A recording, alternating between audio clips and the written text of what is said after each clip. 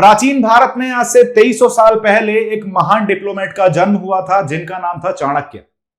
हम इतने खुश नसीब तो नहीं थे कि उनसे मिल पाते, पर भगवान के घर देर है अंधेर नहीं, इसलिए हम इतने लकी जरूर हैं कि आज की डेट में एक मॉडर्न चाणक्य को फंक्शन करते हुए देख पा रहे हैं।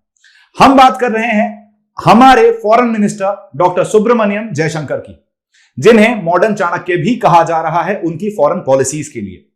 और जब फॉरेन पॉलिसीज का इतना एक्सपीरियंस इंसान आपका फॉरेन मिनिस्टर बनता है तो उनके नाम से एक डॉक्ट्रीन होना तो बनता भी है। इसी वजह से आज इस वीडियो के अंदर जो हम डिस्कस करने वाले हैं वो हम डिस्कस करने वाले हैं जयशंकर डॉक्ट्रीन को, और किस तरीके से इनकी फॉरेन पॉलिसीज ने भारत को एक मेजर ग्लोबल प्लेयर की पोजीशन पर पहुंचाया है, और किस तरीके से भारत का कद जो है इंटरनेशनली वो आपको इंक्रीज होता हुआ दिखता है। इससे पहले बढ़ते हैं, समझने की कोशिश करते हैं, इतिहास समझने की कोशिश करते हैं भारत की फॉरेन पॉलिसी किस तरीके से रन कर रही थी। अगर देखा जाए, जब हम 1947 में आजाद हुए उस टाइम पे दुनिया जो है दो ब्लॉक्स में डिवाइडेड थी, कोल्ड वॉर चल रही थी। एक था कैपिटलिस्ट ब्लॉक जिसको यूएस लीड कर रहा था, और एक था कम्युनिस्ट ब्लॉक जिसको सोवियत यूनियन लीड कर रहा था। ऐसे समय पर 200 साल तक गुलाम रहने के बाद, इतनी मुश्किल से आजादी पाने के बाद, भारत के उस समय के प्रधानमंत्री जवाहरलाल नेहरू ने एक डिसीजन लिया और माना कि जिन्होंने अब तक हम पे अत्याचार किए हैं, जिन्होंने अब तक हम पे रूल किया है, अगर हम अभी भी उनसे जाके मिल जाएंगे तो शायद इस आजादी का कोई फायदा नहीं है। इसलिए भारत ने नॉन अलाइनमेंट पॉलिसी को अपनाया और अपने आप को दोनों ही ब्लॉक से दूर कर दिया। ना हम कैपिटलिस्ट ब्लॉक का हिस्सा बने, ना ही हम कम्युनिस्ट ब्लॉक का हिस्सा बने या सोशलिस्ट ब्लॉक का हिस्सा बने, और हमने नैम की फॉर्मेशन करी, जिसे ऑफिशियली बेलग्रेड कॉन्फ्रेंस 1961 में इनिशिएट किया गया।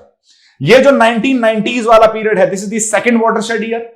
हमारे यहां स्ट्रक्चरल एडजस्टमेंट प्रोग्राम आया, हमारी इकोनॉमिक हालत खस्ता थी, केवल 15 दिन का हमारे पास इंपोर्ट कवर बचा था, मतलब केवल हमारे पास इतना पैसा था कि हम 15 दिन और इंपोर्ट कर सकते हैं अपने सामान को, और अपनी इकोनॉमी को रन कर सकते हैं। तो मजबूरी में हमें आईएमएफ के सामने जाना पड़ा।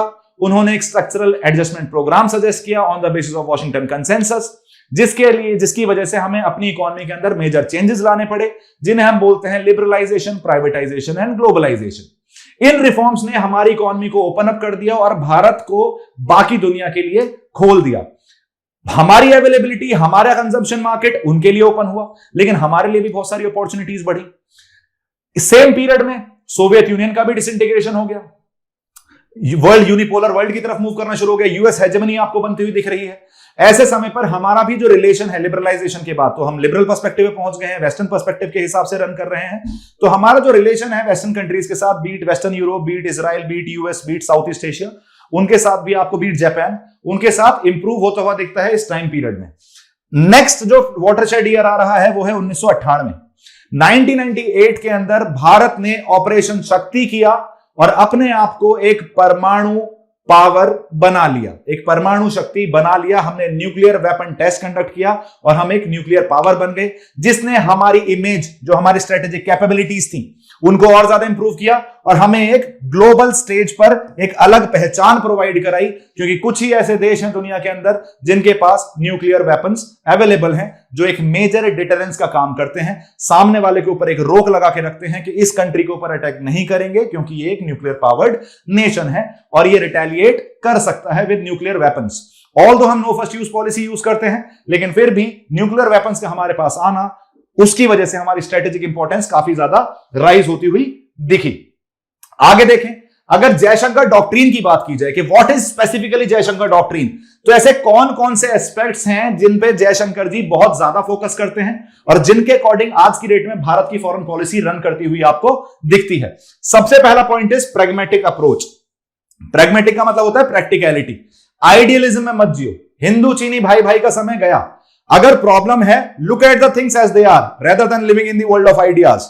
ये मैकियावेली का स्टेटमेंट है, और कहीं ना कहीं चाणक्य भी क्या बोलते हैं, समय जो दिख रहा है सामने उसको रिजॉल्व करने की कोशिश करो, रेदर देन अपनी वैल्यूज को, अपने एथिक्स को सेंटर में मत रखो, क्योंकि प्रॉब्लम अगर नेशनल इंटरेस्ट के साथ है तो सबसे ऊपर नेशनल इंटरेस्ट ही रहना चाहिए। इसलिए जयशंकर जी ने भी एक प्रैग्मेटिक अप्रोच अपनाई है, जिसमें बोला गया है कि इंडिया की फॉरेन पॉलिसी अब एक प्रैक्टिकलिटी के साथ चलेगी। जैसे जैसे ग्लोबल सर्कमस्टांसेस बदलेंगे, जैसे जैसे समाज की समस्या बदलेंगी, जैसे जैसे वर्ल्ड में समस्याएं बदलेंगी, उनके साथ हमें एडजस्ट और एडेप्ट करने की जरूरत है। दूसरा is multipolarity and strategic autonomy. हमें कहीं ना कहीं समझने की जरूरत है कि भारत तब जब से आजाद हुआ है, एक चीज हमारी फॉरेन पॉलिसी में कंसिस्टेंट है और वो जयशंकर डॉक्ट्रिन में भी देखने को मिल जाती है, उसे हम बोलते हैं स्ट्रेटेजिक ऑटोनॉमी। इसलिए भारत कभी भी किसी को अपना एलाई नहीं बताता। हम सबके स्ट्रेटेजिक पार्टनर तो जरूर हैं, पर किसी के एलाई नहीं है। एलाई क्यों नहीं है? अगर मैं किसी के एलाई बनता हूं तो उसके और मेरे नेशनल इंटरेस्ट मर्ज कर गए। अब मुझे जो डिसीजन लेना पड़ेगा वो उनके नेशनल इंटरेस्ट को भी ध्यान में रख के लेना पड़ेगा, जिसकी वजह से मेरी स्ट्रेटेजिक ऑटोनॉमी, जो मेरी स्ट्रेटेजिक इंडिपेंडेंस है, वो कहीं ना कहीं इरोड होती हुई दिख सकती है। तो हमारे पहले भी हम स्ट्रेटेजिक ऑटोनॉमी पे चलते थे, आज भी हम स्ट्रेटेजिक ऑटोनॉमी को अपने सेंटर में रखते हैं और कहीं ना कहीं हम ये भी कोशिश करते हैं कि जो पावर सेंटर्स हैं वो एक या दो जगह सीमित होकर ना रह जाएं। हम मल्टीपोलैरिटी की तरफ मूव करें। मल्टीपल पावर सेंटर्स होंगे, जितने ज्यादा पावर सेंटर्स होंगे उतना ज्यादा डेमोक्रेटिक वर्ल्ड ऑर्डर होगा। जितना ज्यादा डेमोक्रेटिक वर्ल्ड ऑर्डर होगा उतना ज्यादा इंक्लूसिव डिसीजन मेकिंग होगी और उतना ज्यादा मेजॉरिटी ऑफ द कंट्रीज का भला देखने को मिलेगा। इंडिया का जो ग्लोबल रोल है, this is the third aspect.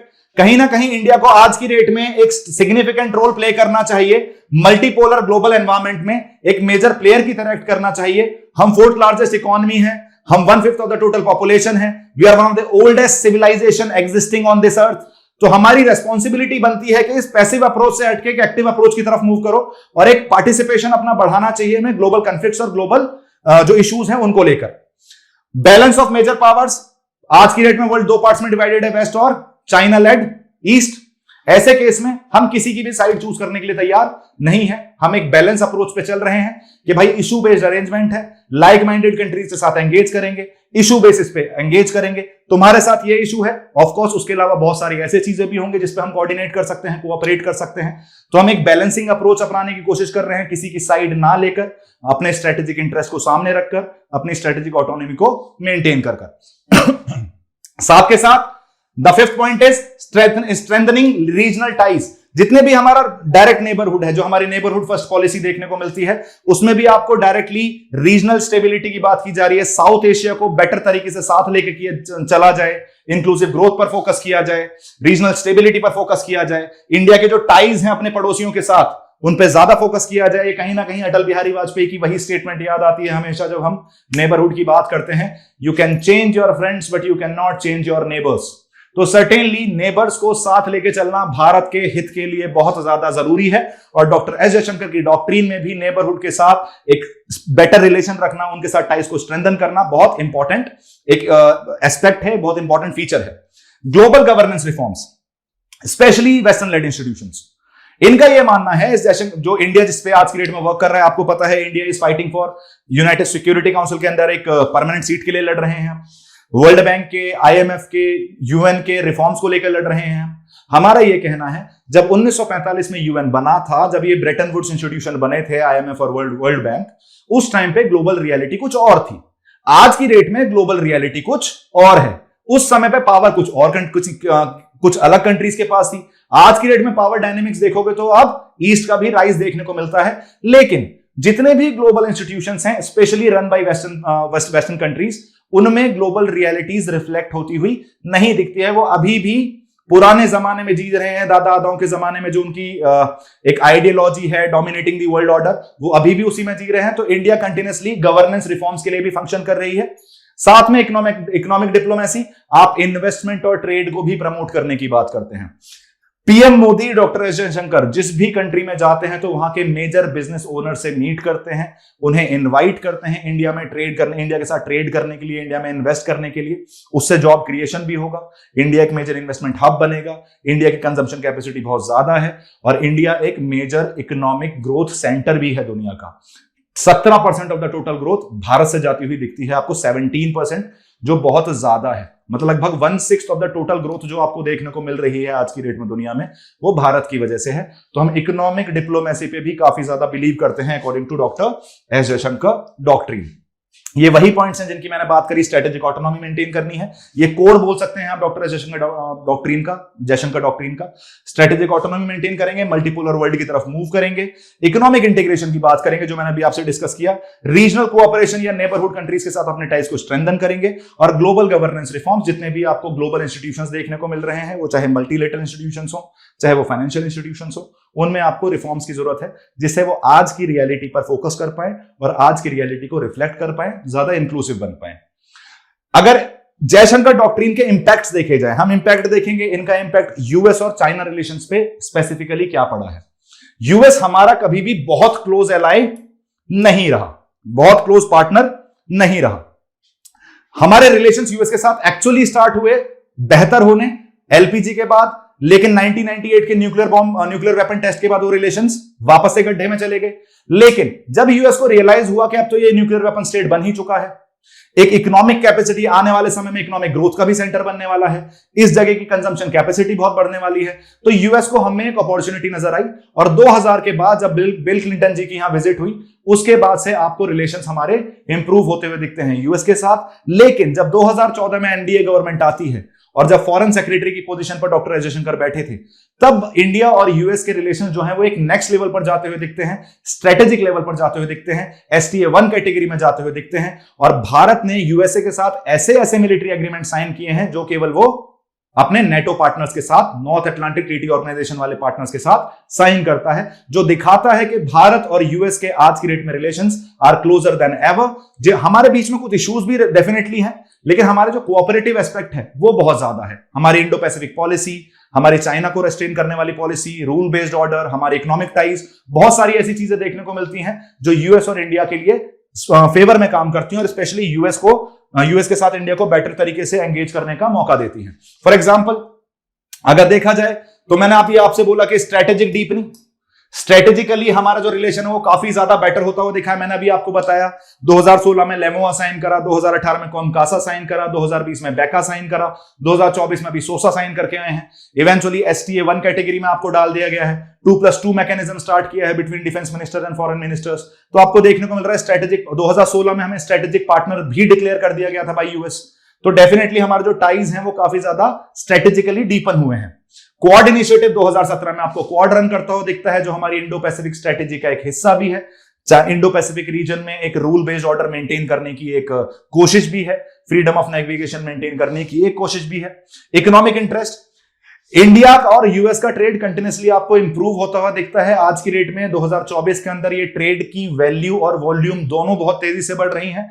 हमारा बायलैटरल ट्रेड यूएस के साथ इज अराउंड $115 बिलियन, जिसमें एक्सेप्शनली वेल करते हुए हमें जनरली ये देखने को नहीं मिलता है, लेकिन यहां ट्रेड बैलेंस भारत के फेवर में है। मतलब हम एक्सपोर्ट ज्यादा करते हैं और इंपोर्ट कम करते हैं। इतने बड़े ट्रेड वॉल्यूम में ट्रेड बैलेंस को इंडिया के फेवर में रख पाना, ये खुद में ही बहुत तारीफ काबिल बात है। कारण क्यों? रशिया के साथ 65 बिलियन का ट्रेड, 60 बिलियन का ट्रेड डेफिसिट, चाइना के साथ 118 बिलियन का ट्रेड, 102 बिलियन का ट्रेड डेफिसिट, एशियान के साथ 98 बिलियन का ट्रेड, उसमें से 70 बिलियन का trade deficit. Majority of the countries के साथ, मेजॉरिटी ऑफ द रीजन्स के साथ आप ट्रेड डेफिसिट में चल रहे हैं, लेकिन यूएस के साथ आप ट्रेड सरप्लस में हैं। दूसरी चीज डिफेंस कोलैबोरेशन, जो मैंने अभी आपको बताया, डिफेंस एग्रीमेंट साइन किए, साथ के साथ आपको मल्टीपल ऐसे इक्विपमेंट्स हैं जो आपको इंपोर्ट करते हुए दिख जाते हैं हम यूएस से। आपको बहुत सारी मिलिट्री एक्सरसाइजेस देखने को मिल जा रही हैं, टाइगर ट्रिम्फ टाइम जो एक्सरसाइज हैं, युद्ध अभ्यास है, वज्र प्रहार है, ये सारी वो एक्सरसाइजेस हैं जो इंडिया और यूएस साथ में मिलकर करते हैं। हमारे काफी सारी चीजें जो हैं हम वहां से इंपोर्ट करते हैं, चाहे वो C-17 ग्लोब मास्टर हो जाए, चाहे वो होविट्ज़ायर मिसाइल्स हो जाए, होविट्ज़ायर गन्स हो जाए। इसके अलावा आपको मल्टीपल एस्पेक्ट्स देखने को मिल रहे हैं। सैटेलाइट नेविगेशन में हम इंफॉर्मेशन शेयरिंग में एक दूसरे को हेल्प करते हुए दिख जाते हैं। साथ ही साथ हमारा जो डिफेंस एक्सपोर्ट है भारत का, वो पिछले 10 सालों के अंदर 11 गुना बढ़ चुका है, 2000 करोड़ से 22,000 करोड़ पहुंच चुका है। और हमारा सबसे ज्यादा एक्सपोर्ट जो करते हैं हम जिस कंट्री को, वो यूएस है। मतलब हमारा सबसे ज्यादा डिफेंस एक्सपोर्ट भी कहां हो रहा है? यूएस में, यूनाइटेड स्टेट्स की तरफ हो रहा है, जो हमारे ट्रेड सरप्लस को मेंटेन करने में हेल्प भी करता है। फ्री इंडो पैसिफिक, ये one of the major aspect है इंडिया यूएस रिलेशन का, कि इंडियन ओशन और पैसिफिक ओशन वाला जो रीजन है, यहाँ फ्रीडम ऑफ नेविगेशन मेंटेन की जा सके, रूल बेस्ड ऑर्डर मेंटेन किया जा सके। इसमें हम दोनों साथ में मिलकर काम कर रहे हैं। जैसे जो रीजनल थ्रेट है, स्पेशली कमिंग फ्रॉम चाइना जैसी कंट्रीज, उनको काउंटर इजीली किया जा सके। अब मूव करते हैं यूएसए चाइना की तरफ। अगर इंडिया और चाइना के डायनेमिक्स देखे जाए, आपको पता है बड़े ही कॉम्प्लेक्स रिलेशंस हैं, बहुत ही एंशिएंट रिलेशंस हैं, लेकिन कॉम्प्लेक्सिटीज इतनी ज्यादा हैं, इतनी कॉम्प्लिकेटेड रिलेशंस हैं हमारे, कि आपको कभी ना कभी कोई ना कोई मुद्दा तो हमेशा भारत और चाइना के बीच में देखने को मिल ही जाएगा, चाहे वो तवांग को लेकर हो, चाहे वो लद्दाख को लेकर हो, चाहे वो ट्रेड को लेकर हो, चाहे वो ताइवान को लेकर हो। कुछ ना कुछ आपको मुद्दा हमेशा पिक्चर में आता हुआ दिख ही जाता है। तो इस चैलेंज से उबरने के लिए, इस चैलेंज को टैकल करने के लिए जयशंकर डॉक्ट्रिन ने क्या किया है, उसका क्या क्या इंपैक्ट देखने को मिला है, वो हम डिस्कस करेंगे इसके अंदर। ये तो मैंने आपसे बोला बड़ा ही कॉम्प्लेक्स रिलेशनशिप है, दोनों कोऑपरेशन भी है हम दोनों के बीच में और कंपटीशन भी है। दोनों ही राइज कर रहे हैं, दोनों ही एशियन पावर्स हैं, दोनों को ही अपनी रीजनल हेजेमनी क्रिएट करनी है। तो कंफ्लिक्ट ऑफ इंटरेस्ट तो है, इसलिए कंपटीशन भी है, लेकिन कोऑपरेशन भी है। फोकस किस पे है जयशंकर डॉक्ट्रिन का? देखो यार, ट्रेड डाइवर्सिफिकेशन करने की जरूरत है। Majority of the import Reliance जो है हमारा चाइना के साथ है। मैंने अभी आपसे बताया 2024 का हमारा जो बायलैटरल ट्रेड है दैट इज अराउंड $118 बिलियन, जिसमें से $102 बिलियन हमारा इंपोर्ट है और केवल $16 बिलियन एक्सपोर्ट है। मतलब लगभग $102 बिलियन के ट्रेड डेफिसिट में है हम। ऐसे टाइम पे हमें और बहुत ज्यादा इंपोर्ट डिपेंडेंस भी है, एक्टिव फार्मास्यूटिकल इंग्रेडिएंट्स, एपीआईज, जिन्हें हम बल्क ड्रग्स भी बोलते हैं, जिनके बिना हमारी फार्मा इंडस्ट्री बंद हो जाएगी। वो कहां से लाते हैं? चाइना से लाते हैं।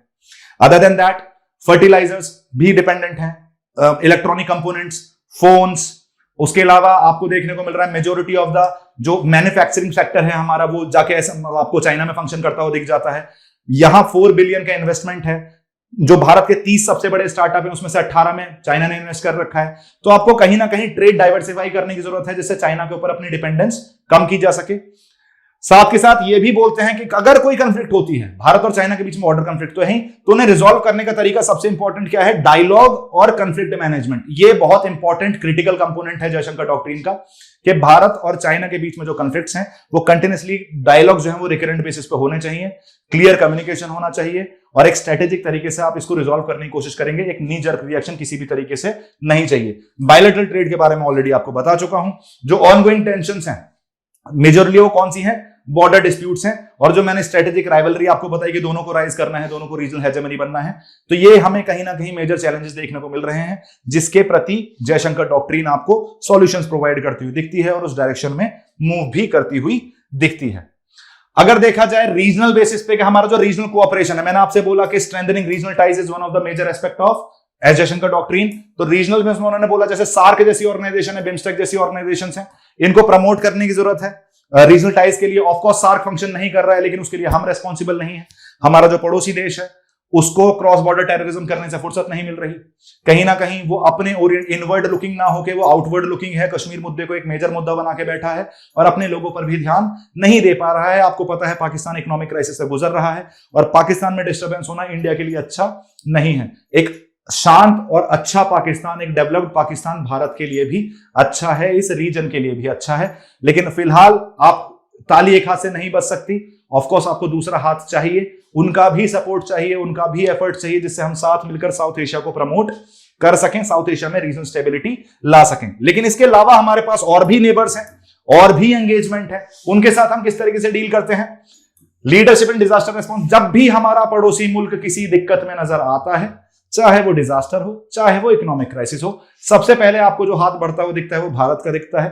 चाहे वो नेपालीज अर्थक्वेक हो, पाकिस्तान के अंदर फ्लड्स हो, बांग्लादेश के अंदर फ्लड्स हो, मालदीव्स में वाटर क्राइसिस हो, श्रीलंका के अंदर इकोनॉमिक क्राइसिस हो, लेकिन भारत आपको हमेशा वहां इन देशों के साथ खड़ा हुआ दिखेगा, एक रेस्पॉन्सिबल रीजनल पार्टनर की तरह असिस्ट करता हुआ इन्हें दिखेगा। इकोनॉमिक ग्रोथ प्रमोशन, हमने 2004 में साउथ एशियन रीजन के लिए एक फ्री ट्रेड एग्रीमेंट साइन किया था, जिसे हम बोलते हैं south Asian free trade agreement, SAFTA. Outcome कुछ नहीं है उसका। रीजन बीइंग, अगर इन सारी कंट्रीज को ले लिया जाए ना, 8 सार्क कंट्रीज को, अगर इनका टोटल ट्रेड देखा जाए तो केवल 5% of the total trade in 8 countries का जो हो रहा है वो ये एक दूसरे से कर रहे हैं। मतलब अगर ये 100 रुपए का ट्रेड कर रहे हैं सारी कंट्रीज मिला के, तो उसमें से 5 रुपए का ट्रेड ये एक दूसरे के साथ कर रहे हैं। तो certainly that is not satisfactory. Satisfactory का that is very bad. Reason perspective से, रीजनल इंटीग्रेशन पर्सपेक्टिव से that's a basically a failure. तो कहीं ना कहीं हमें इकोनॉमिक ग्रोथ प्रमोशन को करने की जरूरत है, जिससे स्टेबिलिटी भी बनी रहेगी रीजन में, और उसके लिए हमें कोलैबोरेटिव ग्रोथ भी कोलैबोरेटिव एफर्ट्स भी लेने की जरूरत है कि हम कोलैबोरेशन करें, इकोनॉमिक ग्रोथ में हेल्प करें, उनकी डेवलपमेंट में हेल्प करें, लाइन ऑफ क्रेडिट प्रोवाइड करें, कहीं ना कहीं जो कैपेसिटी बिल्डिंग में हेल्प करें, उनके यहाँ इन्वेस्टमेंट करें जिससे वहां वर्क क्रिएशन हो सके, जॉब क्रिएशन हो सके और उनकी इकोनॉमी को राइज करने में हेल्प करें। कनेक्टिविटी इंप्रूव करने की जरूरत है। हमारी कनेक्टिविटी इंप्रूव्ड है, बेटर है, लेकिन for a country like Pakistan हमारी कनेक्टिविटी आपको पता है रिलेशंस अच्छे नहीं है। बांग्लादेश के साथ आपको कई सारे कनेक्टिविटी प्रोजेक्ट देखने को मिल जाते हैं। नॉर्थ ईस्ट को कनेक्टिविटी के लिए आप बांग्लादेश और म्यांमार जैसी कंट्रीज को यूटिलाइज करते हो नेबरहुड में, जो आपको एग्जिस्ट करती हुई दिखती है। For example Agartala Akhaura rail link, other than that Nepal के साथ आपको काठमांडू दिल्ली की डायरेक्ट कनेक्टिविटी देखने को मिल जाती है। श्रीलंका के साथ आपको डायरेक्ट फ्लाइट्स देखने को मिल जाती हैं। अफगानिस्तान के साथ आपने एक डेडिकेटेड फ्रेट कॉरिडोर बना दिया जिससे ट्रेड कनेक्टिविटी आपकी बेटर हो सके। इवेंचुअली मतलब आपको और कनेक्टिविटी इंप्रूव करने की जरूरत है जिससे इकोनॉमिक इंटीग्रेशन भी बेटर हो सके और पीपल टू पीपल कांटेक्ट भी बेटर हो और इस रीजनल स्टेबिलिटी और रीजनल ग्रोथ में सारी कंट्रीज एक साथ फंक्शन करती हुई दिखें। आगे अगर इंडो पैसिफिक में देखा जाए तो मैंने आपसे बोला इंडो पैसिफिक भारत में जयशंकर डॉक्ट्रीन का एक मेजर फोकस है। Jaishankar ji Indo Pacific region, Indian Ocean as well as Pacific Ocean में स्टेबिलिटी मेंटेन करना। हमें इंडियन ओशन के अंदर एक हेजेमोनिक पावर बनना है, किसी और का राइज हमारे लिए अच्छा नहीं है, किसी और, मैं चाइना की बात कर रहा हूं। तो स्पेसिफिकली हमारा जो मेन फोकस है वो इंडो पैसिफिक रीजन पे है। उसके लिए आपको बहुत सारे इनिशिएटिव्स भी देखने को मिल जाते हैं। देखते हैं किस तरीके से हमारी इंडो पैसिफिक स्ट्रेटेजी काम कर रही है और इंडिया उसमें किस तरीके से रोल प्ले कर रहा है। सबसे पहले हमारा फोकल पॉइंट है इंडो पैसिफिक रीजन। यहां हम इंडिया के जो स्ट्रेटेजिक हमारे इंटरेस्ट हैं वो इस रीजन से काफी ज्यादा जुड़े हुए हैं, इसलिए इसे सेंटर में रखा गया है। इसको बहुत ज्यादा इंपॉर्टेंस प्रोवाइड की गई है। एशियान कंट्रीज के साथ आप एंगेज करते हुए दिख जाते हो। आपको India, Myanmar, Thailand trilateral highway बनता हुआ दिखता है। एशियान के साथ आप ऑलरेडी सेपा साइन कर चुके हो, तो साथ के साथ सेका साइन कर चुके हो, मतलब फ्री ट्रेड एग्रीमेंट साइन कर चुके हो, जिससे आपका ट्रेड पर्सपेक्टिव इंप्रूव हो रहा है। आप कलादान मल्टी मॉडल प्रोजेक्ट जैसे कनेक्टिविटी यूज कर रहे हो म्यांमार से, जिससे आप नॉर्थ ईस्ट से कनेक्ट कर पाओ। तो कहीं और इंडो पैसिफिक रीजन में आप वहां एक क्वाड इनिशिएटिव बना के बैठे हो, एक मालाबार नेवल एक्सरसाइज कर रहे हो, जिससे आप एक स्ट्रेटेजिक प्रेजेंस इस रीजन में बना पाओ और एक रूल बेस्ड ऑर्डर को यहां सपोर्ट कर पाओ। मैरीटाइम सिक्योरिटी में जैसा मैंने अभी आपसे बोला कि सी रूट्स को सेफ गार्ड करने के लिए, मैरीटाइम सिक्योरिटी मेंटेन करने के लिए हमारे यहाँ नेवल प्रेजेंस भी है। आपने चांगी नेवल बेस बना रखा है सिंगापुर के अंदर। आप ग्रेट निकोबार को एक ट्रांसशिपमेंट हब की तरह डेवलप कर रहे हो, एक इंटीग्रेटेड थिएटर कमांड की तरह भी वो एक्ट करता है। आज की डेट में आपको चैगोज आइलैंड जो है मॉरिशस के पास जा चुके हैं। मॉरिशस में ऑलरेडी आपके पास आगालेगा आइलैंड्स हैं, जहां आपने एक एयर स्ट्रिप भी बना दी है। सिशेल्स में आपकी बातचीत चल रही है जमशन आइलैंड्स को लेके। जिबूती को आप यूटिलाइज कर सकते हो लेमोआ के अंडर यूएस के बेस की तरह। ओमान में अपना एक दुखम पोर्ट खोल रखा है आपने। ईरान में आपने चाबहार पोर्ट बना रखा है। तो आपको कनेक्टिविटी जो है वो इस रीजन में अपनी प्रेजेंस भी इंडिया बना रहा है और मैरीटाइम सिक्योरिटी को मेंटेन करने की कोशिश कर रहा है। जियोपॉलिटिकल इन्फ्लुएंस अपना इंक्रीज करना है। कैसे इंक्रीज करना है? यहां स्ट्रेटेजिक अलायंसेस बनाकर और डिप्लोमेटिक एंगेजमेंट करके। स्ट्रेटेजिक अलायंस क्या है? जी क्वाड अलायंस। और हमारा डॉक्ट्रीन क्या है? SAGAR doctrine. Security and growth for all in the reason.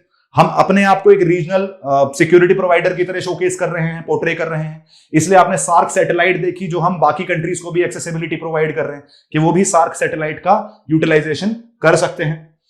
Free trade को प्रमोट करने की कोशिश कर रहे हैं इंडो पैसिफिक नेशंस के साथ। पैसिफिक स्मॉलर आइलैंड नेशंस जो हैं, जो आपको फ्रेंच पॉलिनेशिया, माइक्रोनेशिया और मेलानेशिया में देखने को मिल रहे हैं, जो ओशिनिया कॉन्टिनेंट में, ऑस्ट्रेलिया के नदर्न में आपको पैसिफिक में स्मॉलर आइलैंड्स देखने को मिलते हैं, like Fiji, like Tonga, like basically Fiji is one island, another is आपको देखने को मिल रहा है पपुआ न्यू गिनिया वाले टाइप जो आइलैंड देखने को मिल रहे हैं। अदर देन टोंगा देखने को मिल रहा है। उसके अलावा आपको फ्रेंच पॉलिनेशिया देखने को मिल रहा है। इन सब आइलैंड्स के साथ आप बेटर तरीके से कोऑर्डिनेट करने की कोशिश कर रहे हो और साथ के साथ आप इन कंट्रीज के साथ एक बेटर ट्रेड डील भी कर रहे हो। एशियान के साथ, जापान के साथ, साउथ कोरिया के साथ, अदर देन दैट ऑस्ट्रेलिया के साथ। ऑस्ट्रेलिया के साथ आपने सेका साइन किया है। आप 2+2 डायलॉग स्टार्ट कर चुके हो being the member of quad.